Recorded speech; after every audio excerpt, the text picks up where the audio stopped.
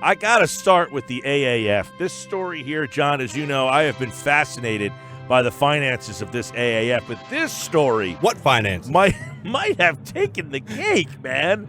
Holy mackerel. John McMullen, 97.3 ESPN.com here on the Boardwalk Honda Hotline. How are you, my friend? I'm doing well. I'm glad I got you into this AAF con man story because I'm seemingly the only one that has figured out Charlie Ebersol's a con man. Well, was that thought of when wasn't he a well-respected guy going into this? Well, his dad was.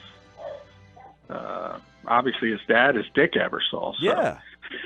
Now, I mean, well, he did the 30 for 30. Wait, just real quick. Charlie Ebersol did the 30 for 30 on the XFL, correct? Correct. He was that's where he got the idea for the AAF, but originally he wanted to reboot the XFL, and obviously Vince McMahon and his ego gets involved and says, "I'll do it. Forget you." And so he went in a different direction. Yeah, it's just surprising, John, that he wanted to reboot the XFL. He was a big fan. He does that 30 for 30. He wanted to bring it back and essentially call this league, correct me if I'm wrong, the XFL. That's the report today. He goes in a completely different direction. Like this is nowhere near the XFL. Well, yeah, for the original XFL, right? The reboot of the XFL, and just before we got on, they just hired Jim Zorn to be the head coach and general manager of the Seattle team. Is a much more serious attempt. So basically what Charlie was trying to do was make the XFL and take the fame of the league, or infamy, whatever you want to call it, but everybody knew what it was, and rebuild that with a more serious product. And ultimately that's what the XFL is trying to do as well. So you could argue the XFL had a big advantage from a branding, merchandising standpoint, and that's probably correct. So that's he had to restart from square one, so to speak, with the AAF, which I don't think it rolls off the tongue. I don't think it has as easy. I don't think it has as much merchandising potential. So I have no problem with him wanting to try to use the XFL name if they would have sold it to him. Do have a problem with what's going on with the financing of this league. And more than that, look, it happens all the time with startups. People invest money, they claim to invest money, and then they start losing money and they bail out. But you got to tell the truth. You can't keep selling a yarn to people, and that seems to me what's going on right now.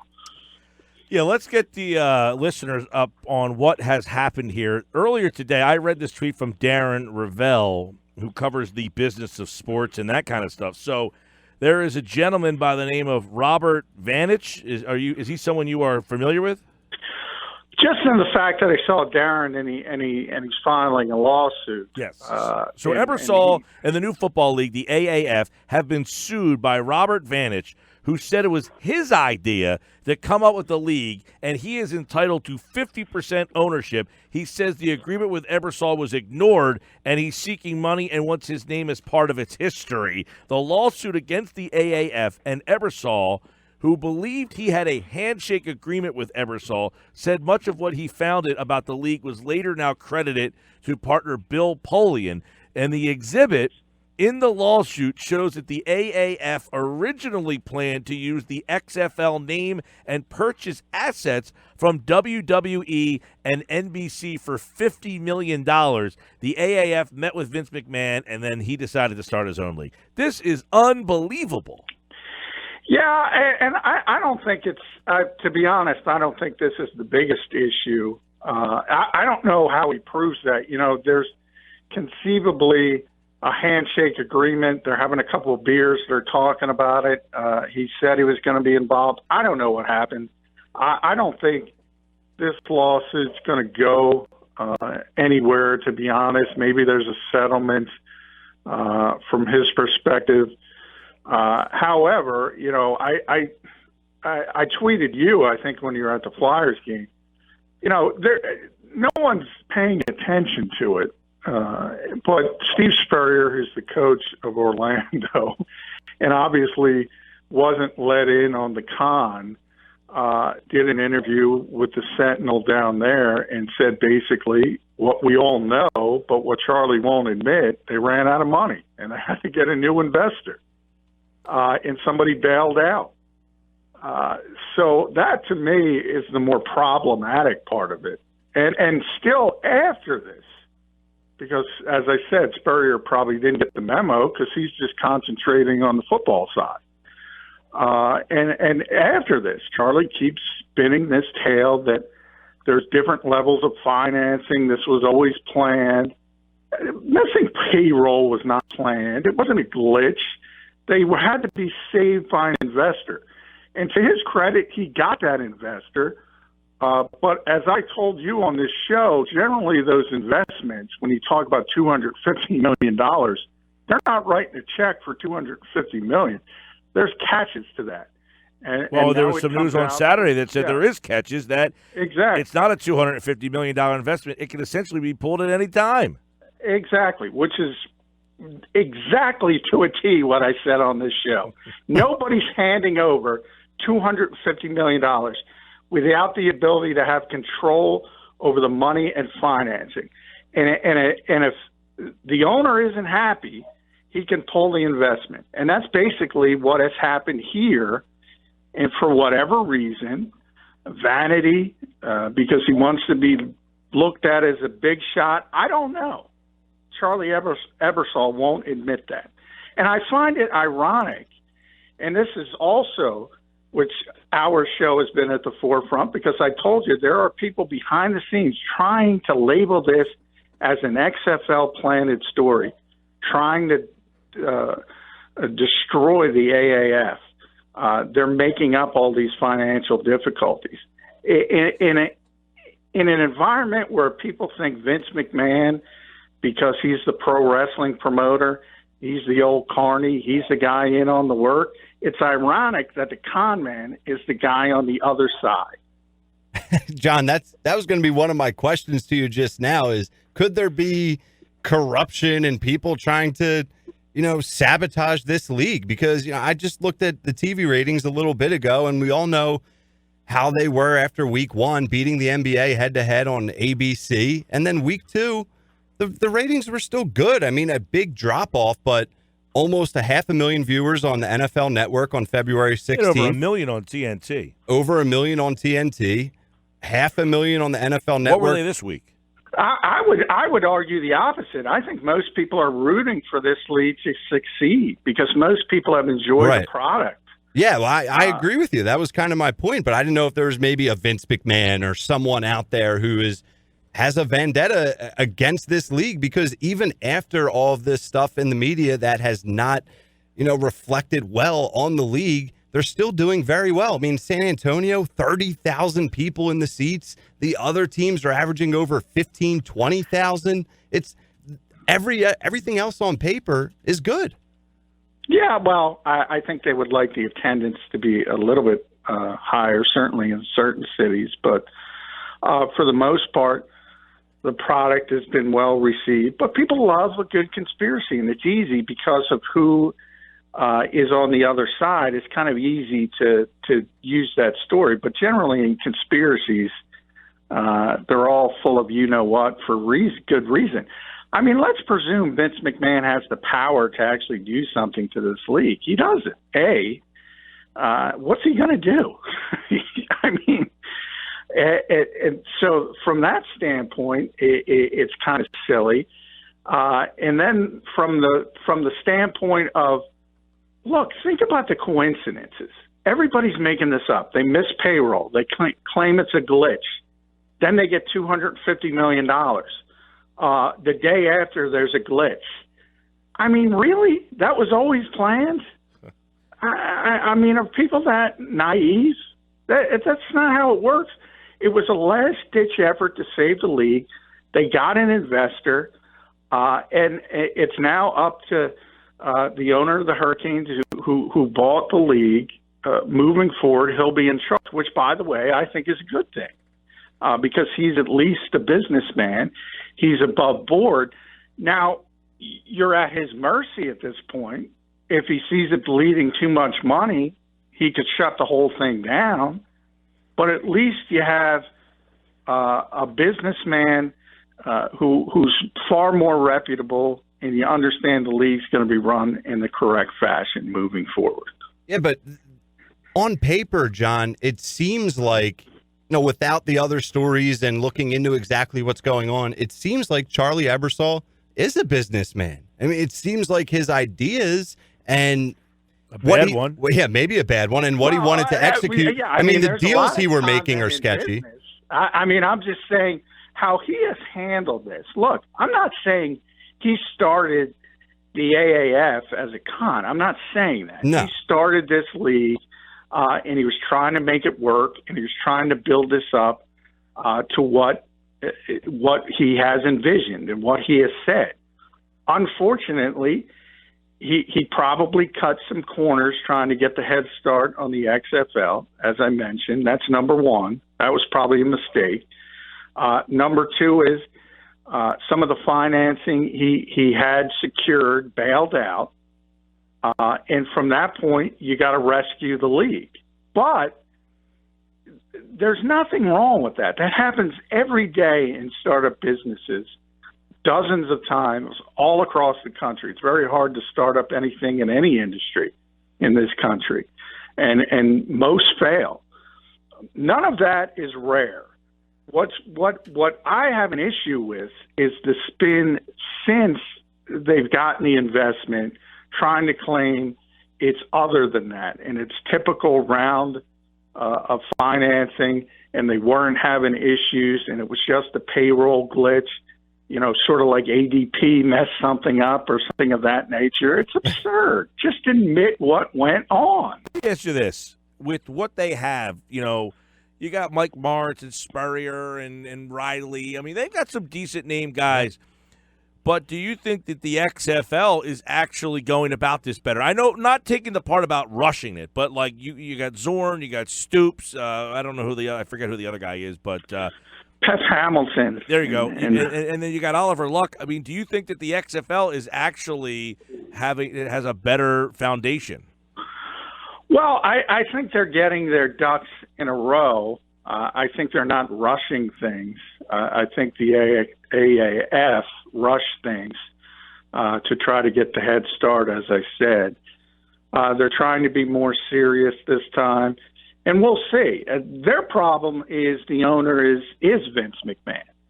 And we saw the first XFL, and he tends – anybody who follows wrestling, and I know you do, Mike, he doesn't have a lot of patience.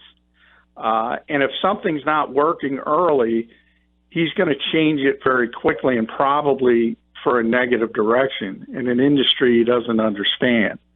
So I think they have their own problems, but the early signs, as far as who they're hiring, Oliver Luck is supposed to be in charge of the football operations. Vince is supposedly not getting involved. All of that is good. But I don't think it will ultimately stay that way.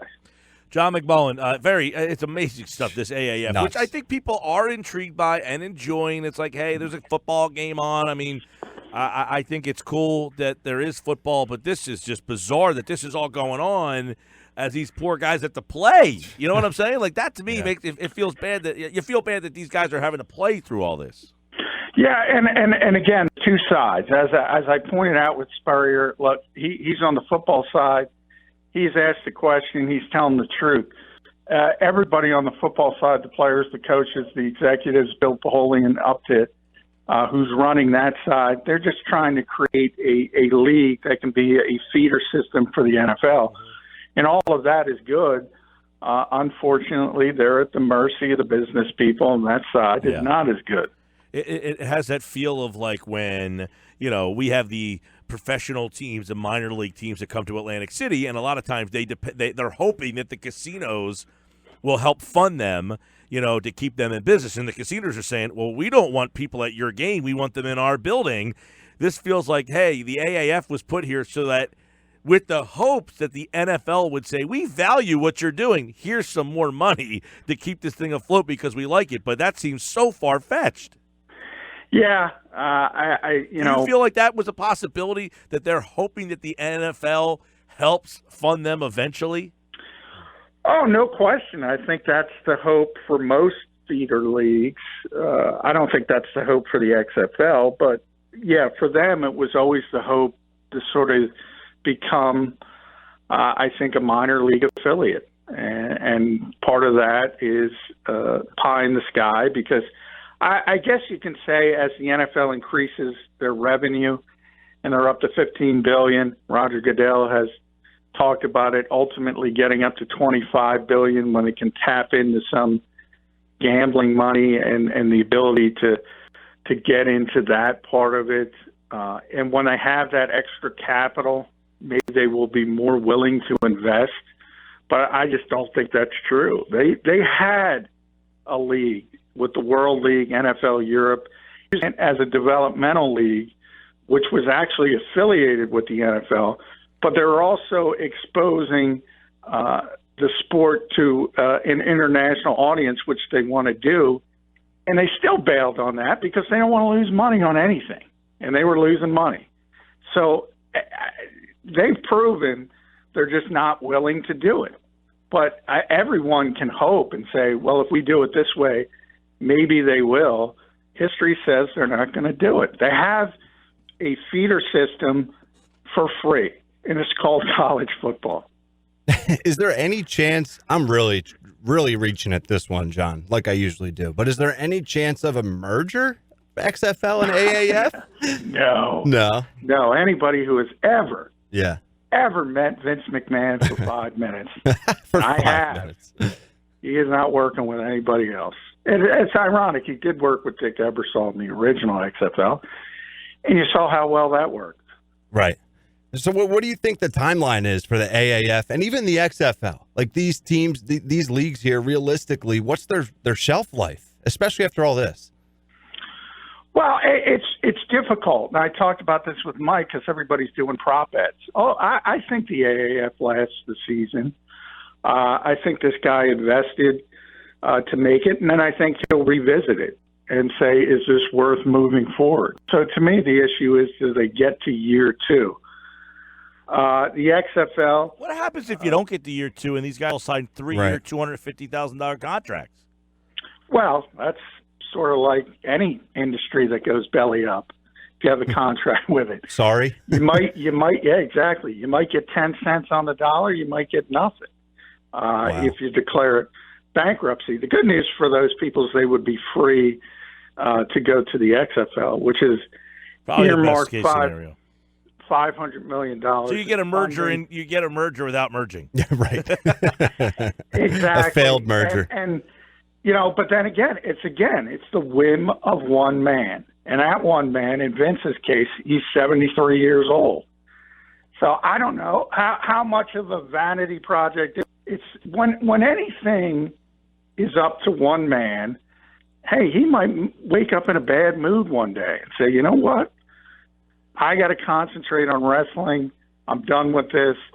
Same thing with the AAF. I got to concentrate on the Hurricanes. I'm done with this. That's what makes it difficult. A couple Eagles things real fast. Andrew Berry, tell the people who he is, what he's doing. The one thing that I know is that he worked with Cleveland back when they were kind of going through their version of the process with Sashi Brown. Yeah, and there's more to this than meets the eye. The Eagles have brought him in and given him a joke. Oprah Winfrey was giving out titles at the NovaCare complex today, but Vice President of Football Operations. You get a title, and you get a title. I want a title. Yeah. I think this is a safety net for potentially losing Joe Douglas, who ultimately wants to be a general manager in this league. Anybody who looks at this, his history, I mean, he's a Harvard guy, as you mentioned, big analytics background, involved with Sashi Brown, but he also has a football background. He played football at Harvard. He got into the industry as a scout with the Colts, and he was in charge of personnel with Cleveland. And some people argue that they did a very good job amassing talent. And then they kind of brought in, and I put that in quotations, the football people, John Dorsey, Elliott Wolf, and they went in a different direction. So that's number one. The second part is, remember, the Eagles have to, at some point, whether it's this offseason or next year, have to sign Carson Wentz to the big money extension. So when you talk about building your team, you have to go about it in a different direction. And you have to start hitting on more draft picks and getting guys on cheap contracts on their rookie deals. And the Eagles are been at the forefront. People talk about analytics all the time. The Eagles have been at the forefront of that, and they study these things, who you should be drafting, why you should be drafting, where you should be drafting them. So I look, they hope to keep Joe Douglas as long as possible. This has nothing to do with taking Joe Douglas's job right now, but it is a safety net. And they ultimately kind of know they're going to lose Joe at some point because Howie Roseman has the final say on personnel, and that's not changing here.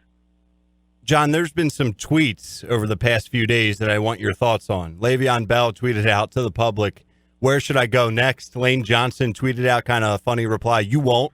I think that was saying like a double dare, essentially. Malcolm Jenkins jumped in on the convo. It's all fun and obviously nothing serious at all, but I'm sure some listeners out there want your thoughts on the recent tweets with Le'Veon Bell. Yeah, it's just what it is. It's where we are. Players are on social media and people get excited. I've said with Mike a number of times, Le'Veon Bell didn't sit out a full season and leave $14.5 million on the table to take less money to go to a contender. He's going to the highest bidder because of where the Eagles are and their salary cap situation. They are not going to be in that conversation. They just can't be. That's just the way it is. John McMullen, the NFL, and, of course, we've got plenty more coming up. This Bob Kraft stuff, NFL has issued a statement in that case. There's probable cause affidavit for solicitation. Oh, did you see the affidavit, boys? Not good. Not good. No, I would say it does not sound good for Robert Kraft. the morning of the AFC Championship game. Yeah. Before getting on the flight. That's got to de-stress. Makes sense. Just unbelievable. We'll have more on the NFL, of course, on tomorrow's show, and we'll dive into some combine, some drafts, some free agency, and more all this week here with John McMullen. Thanks, pal. All right, thanks, guys. McMullen, like all guests, appear via the Boardwalk Honda hotline.